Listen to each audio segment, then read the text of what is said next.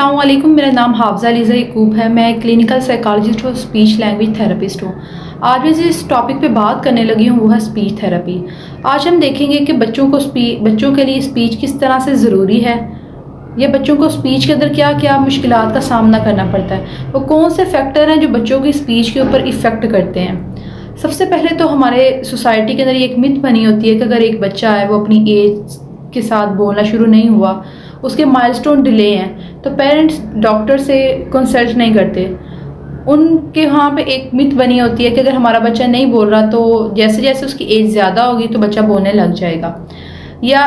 इस चीज़ को ख़ानदान के साथ, फैमिली के साथ एसोसिएट किया जाता है कि अगर बच्चा नहीं बोल रहा तो इसकी फैमिली के अंदर कोई और भी ऐसा पर्सन था, फॉर एग्ज़ाम्पल कोई बाबा या कोई और फैमिली मेम्बर इस तरह का था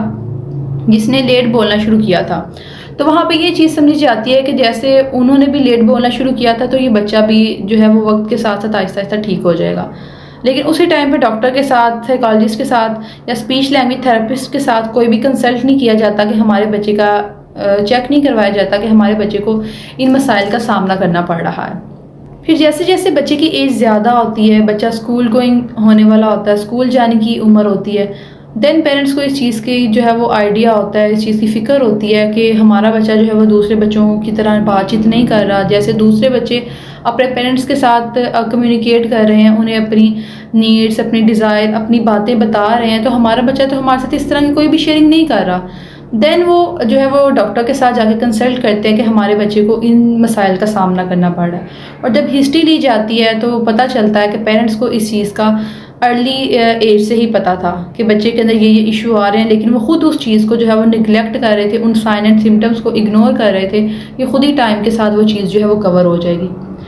फिर उस टाइम पे जब थेरेपी शुरू होती है तो देन पेरेंट्स की डिमांड ये होती है कि हमें बता दें कि कितना टाइम लगेगा, कितनी जल्दी जो है वो बच्चा रिकवर करेगा,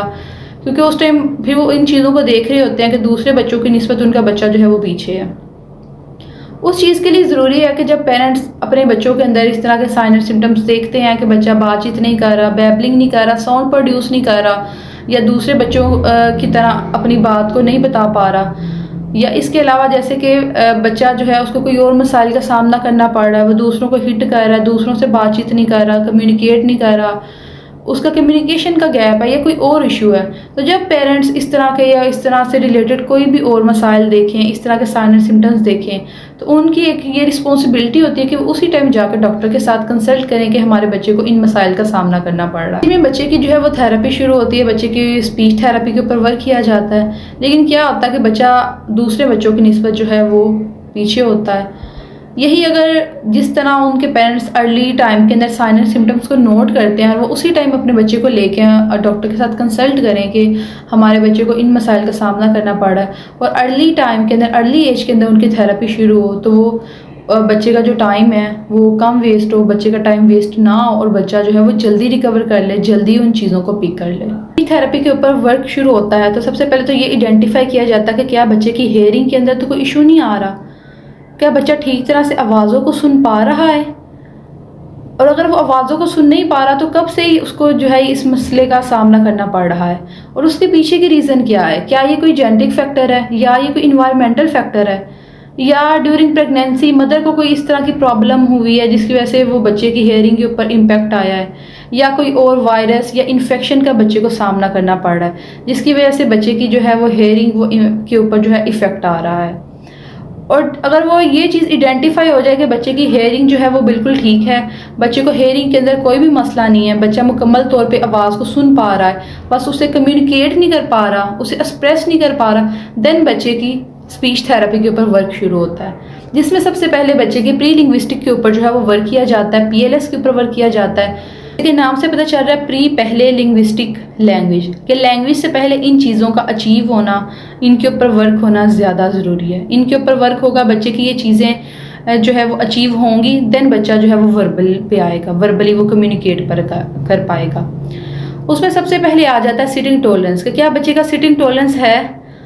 बच्चे का सेशन उसी टाइम पे ही कंडक्ट हो सकता है कि अगर बच्चे का सिटिंग टॉलरेंस है, बच्चा बैठ के आपकी बात को सुन पा रहा है। अगर बच्चा हाइपर एक्टिव है या कोई और उसके पीछे की रीज़न है, बच्चा बैठ ही नहीं रहा, तो आप बच्चे का सेशन कंडक्ट नहीं कर सकते। इसके अलावा क्या बच्चा आपको आई कॉन्टैक्ट दे रहा है, या जब आप बच्चे को बुला रहे हैं तो बच्चा आपको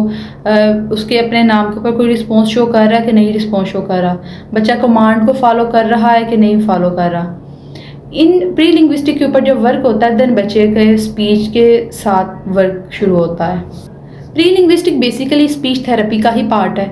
जैसे जैसे बच्चे की प्री लिंग्विस्टिक अचीव होते हैं, बच्चे की स्पीच इंप्रूव होना शुरू हो जाती है, बच्चा वर्बली खुद को एक्सप्रेस करना शुरू हो जाता है। लैंग्वेज में फर्दर आगे से 2 पार्ट्स होते हैं, जैसे कि एक रिसेप्टिव लैंग्वेज होती है, देन एक्सप्रेसिव लैंग्वेज होती है। रिसेप्टिव होती है अंडरस्टैंडिंग, कि बच्चे को अंडरस्टैंडिंग कितनी है। देन आती है एक्सप्रेसिव लैंग्वेज, कि बच्चा एक्सप्रेस किस तरह से कर पा रहा है। जितनी बच्चे की अंडरस्टैंडिंग होगी उस बेस के ऊपर बच्चा एक्सप्रेस कर पाएगा, यानी कि जितनी बच्चे की रिसेप्टिव लैंग्वेज होगी उसकी बेस के ऊपर डिपेंड करती है बच्चे की एक्सप्रेसिव लैंग्वेज।